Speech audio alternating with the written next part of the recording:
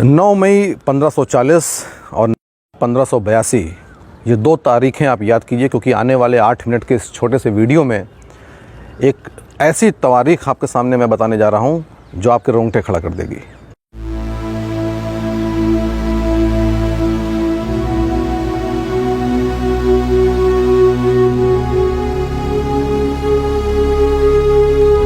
नमस्कार, मैं आलोक पांडे। 9 मई 1540 के दिन यानी आज ही के दिन लगभग 480 साल पहले महाराणा प्रताप का जन्म हुआ था कुंभलगढ़ में। और महाराणा प्रताप की जब हम बात करते हैं तो सबसे महत्वपूर्ण घटना उनके जीवन की जो हर बच्चे को यहाँ पे मालूम है वो है हल्दी घाटी का युद्ध।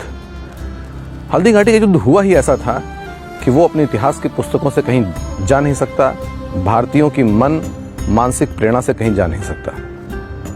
लेकिन वास्तव में राणा को जो महाराणा बनाया है वो हल्दी घाटी का युद्ध नहीं, हल्दी घाटी के युद्ध के बाद का उनका 20 साल का वो संघर्ष है जो उनके शौर्य, उनके धैर्य, उनके डिटर्मिनेशन को, उनके करेज को, उनके बलिदान को हमारे सामने प्रस्तुत करता है। और आज भारतीय युवाओं के सामने जो एक हीन भावना की, और पर्टिकुलरली हिंदू युवाओं के सामने जो एक हीन भावना की स्थिति पैदा हो रही है, उसको दूर करने के लिए राणा के इस इतिहास को जानना बहुत ज़रूरी है।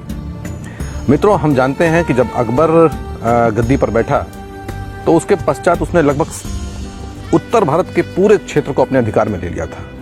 लेकिन राजपूताना में सिसोदिया वंश एक ऐसा वंश था जो उस वक्त राणा प्रताप के अधीन था, जिसको वो जीत नहीं पा रहा था। और ये उसके लिए बहुत ज़रूरी था क्योंकि गुजरात का जो भी व्यापार था वो उसी क्षेत्र से होकर के करना पड़ता था।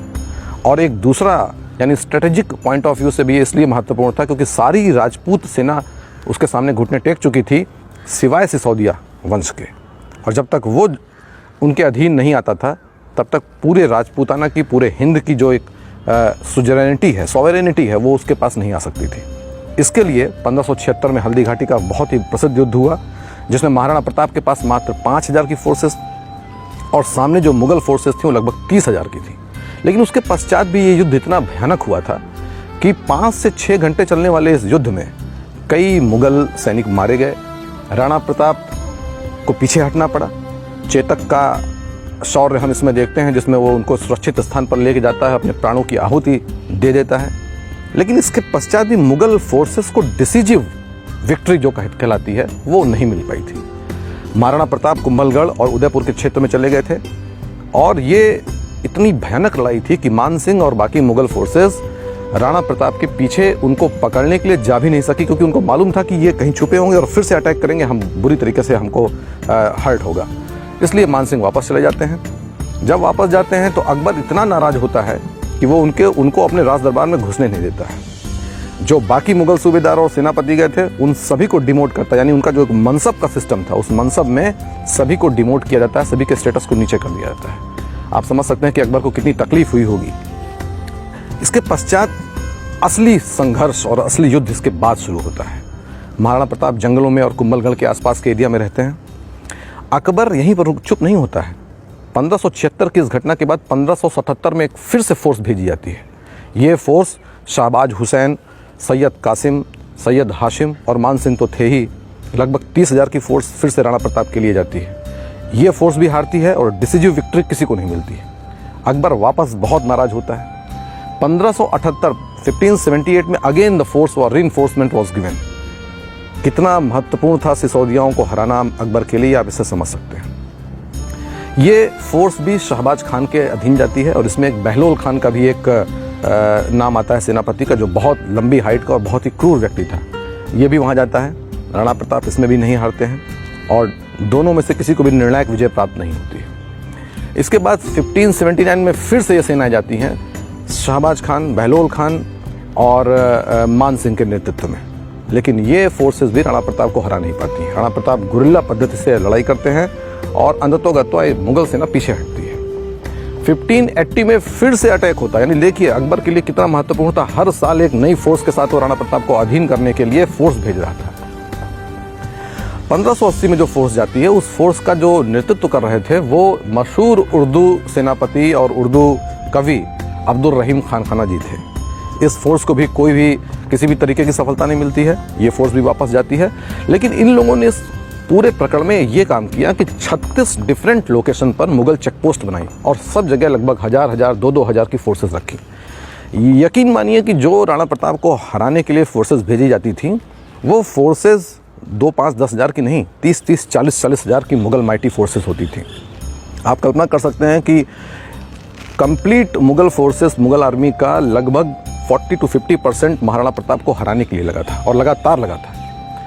1581 में एक साल राणा प्रताप को समय मिलता है, क्योंकि उस साल कोई भी उनके ऊपर अटैक नहीं होता है। और ये वही समय था जब भामा शाह जैसा एक नगर सेठ उनके पास आता है और कहावत इस तरीके की, मैं हल्दी घाटी भी गया हूँ, देवार भी गया हूँ, अन्य क्षेत्रों में भी गया हूँ, चावंड भी गया हूँ। कहावत वहाँ की ऐसी है और वहाँ के लोकल लोगों का कहना ये है कि ये इतने पैसे दिए गए थे कि 12 साल तक 25,000 की फोर्स बिना किसी दूसरे डोनेशन के ऊपर रह सकती थी और कायदे से मेंटेन किया सकती थी। भामा शाह का नाम इसीलिए अमर है और राजस्थान की सरकार में और बाकी अन्य सरकारों में कई योजनाएं उनके नाम पे चलती हैं। 1581 के बाद 1582, 16 सितंबर 1582 का दिन आता है। उदयपुर से अजमेर के बीच में एक घाटी है जिसका नाम है देवार, और ये देवार ही राणा प्रताप चुनते हैं, अपनी एक फोर्स बनाते हैं और इस फोर्स में भील, कोल और राजपूत का एक सम्मिलित संगठन बनता है। ये विजयादशमी का दिन था। महाराणा को ये यकीन था कि आज के दिन हमको आर या पार की लड़ाई लड़नी है। लगभग 50,000 की फोर्स सामने, 10-1,000 की फोर्स जिसमें भील, तीर, कमठे लेकर के अपना युद्ध कर रहे थे। विजयादशमी के दिन जब पूरा भारत, तत्कालीन भारत, दिए जला करके भगवान राम के अयोध्या में आने की पवित्र अवसर को सेलिब्रेट कर रहा था, उस समय महाराणा प्रताप अपने फोर्सेस के साथ अटैक करते हैं। ये वही इम्पॉर्टेंट युद्ध है जिस युद्ध में बहलोल खान को राणा प्रताप ने तलवार के एक वार से 2 फाड़ कर दिए थे। और 1582 में विजयादशमी के अवसर पर 1971 के बांग्लादेश वार में जो 90,000 सैनिक भारत के सामने बांग्लादेश में सरेंडर करते हैं, उसके बाद नंबर 2 का इन known history of India biggest surrender होता है। 36,000 मुगल आर्मी के सिपाही महाराणा प्रताप के सामने सरेंडर करते हैं। ये पूरे दिन चलने वाला ऐसा भयानक युद्ध था जिसमें डिसिसिव हार होती है मुगल आर्मी की, और चित्तौड़ को छोड़कर, केवल चित्तौड़ के किले और उसके आसपास के एरिया को छोड़ करके कंप्लीट मेवाड़ महाराणा प्रताप के अधीनता में आ जाता है, जो उन्होंने शपथ खाई थी कि मैं उदयपुर के या किसी भी महल में जाकर के रहूँगा नहीं, मैं कभी भी पलंग पर नहीं सोऊंगा जब तक मुझे ये डिसिसिव विक्ट्री नहीं मिल जाती। ये विक्ट्री लगभग इनकी ये जो उन्होंने प्रतिज्ञा ली थी, ये प्रतिज्ञा लगभग पूरी होती है और महाराणा बनने का जो उनका सफ़र वहाँ ख़त्म होता है। ये इतनी डिसिसिव हार थी कि इसके पश्चात अकबर को 1584 में वापस आना पड़ा। 6 महीने तक उसने वहाँ कैंप किया, उसके बावजूद महाराणा प्रताप को नहीं हरा पाया और वापस आगरा चला गया। लेकिन ये जो बैटल ऑफ देवार है, ये दीवार इंडियन हिस्ट्री में आपको कहीं नहीं मिलेगी, या इसका उल्लेख भी किया जाएगा तो केवल 1 लाइन या 2 लाइन में किया जाएगा। मैं खुद IAS की तैयारी करते समय हिस्ट्री को एज ऑप्शनल मैंने पढ़ाई की है, बहुत पढ़ाई की है, 6-7 साल पढ़ाई की है और बहुत किताबें पढ़ी हैं। लेकिन जो बैटल ऑफ दीवार है, ये बैटल ऑफ दिवेर हमको कहीं भी दिखाई नहीं पड़ती, या दिखाई भी पड़ती तो 1-2 लाइन में। भारतीय युवाओं, विशेष रूप से हिंदू युवाओं में जो हीन भावना की भावना है और वो इन्फीरियरिटी कॉम्प्लेक्स से अपनी नज़रें नीचे करके चलते हैं, उनके लिए जानना बहुत ज़रूरी है। मैं पूरी एक सीरीज़ लेके आऊँगा जो untold, unsung important battles of India हैं, जिसमें भारतीय राजाओं ने बहुत ही दम के साथ, भारतीय रानियों ने बहुत ही साहस के साथ ये युद्ध लड़े हैं और जीते हैं, इनको आपको बताने के लिए। इस बैटल ऑफ दिवेर का ना तो कोई उपन्यास बना है, ना कोई बॉलीवुड की मूवी बनी है, ना हिस्ट्री की बुक्स में उनको वो सूटेबल प्लेस मिला है जो इसको मिलना चाहिए था। चावंड अगर आज आप जाएंगे, हल्दी घाटी अगर आप जाएंगे, तो वो टूटी फूटी सड़कें और टूटे फूटे दीवार जिनमें पेड़ उगाए हैं, ये चीख चीख के कह रहे हैं कि हमारे भारतीय इतिहास में, हमारे गौरव में इनको स्थान देना चाहिए। एक और इम्पॉर्टेंट बात है कि मेवाड़ का जो राज चिन्ह है, अगर उस राज चिन्ह को आप देखें तो उसमें बीच में उगता हुआ सूरज है, एक तरफ भील और कोल है और एक तरफ क्षत्रिय समाज है। ये भी बताता है कि इंडियन हिस्ट्री में जाति के लिए कोई स्थान नहीं था। महाराणा की सेना में सारे जाति के लोग, चाहे वो तथाकथित लोअर क्लास हो, तथाकथित अपर कास्ट हो, सब साथ में मिलकर कंधे से कंधा मिलकर के युद्ध करते थे और तब उन्होंने वो जीत हासिल की। मैं सहारनपुर में डिस्ट्रिक्ट कलेक्टर रहा हूँ। 9 मई और 14 अप्रैल ये 2 दिन हमारे लिए पुलिस बंदोबस्त के लिए इतने क्रिटिकल डेज होते थे, क्योंकि वहाँ पर शेड्यूल्ड कास्ट और क्षत्रिय, इन दोनों के बीच में काफ़ी लड़ाई है, क्लैशेस हैं, कास्ट क्लैशेस हैं। इनको आज से 400 साल के पहले के इस इतिहास को देखना चाहिए, आपस में एक होकर रहना चाहिए, और जो इन बैटल्स को और जो महापुरुष हमारे हैं जिनको ये गौरव हमको गौरव देते हैं, हमको हीन भावना से ऊपर उठाते हैं, इनके बारे में भारतीय युवाओं को पढ़ना चाहिए।